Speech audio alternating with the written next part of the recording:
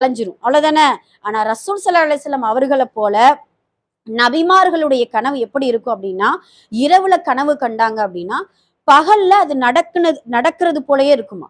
ஓ, இரவுல நம்ம இந்த கனவுல பார்த்தோமே, பகல்ல பாத்தீங்கன்னா இன்னார சந்திச்சது போல அந்த கனவெல்லாம் இரவுல கண்டிருப்பாங்க.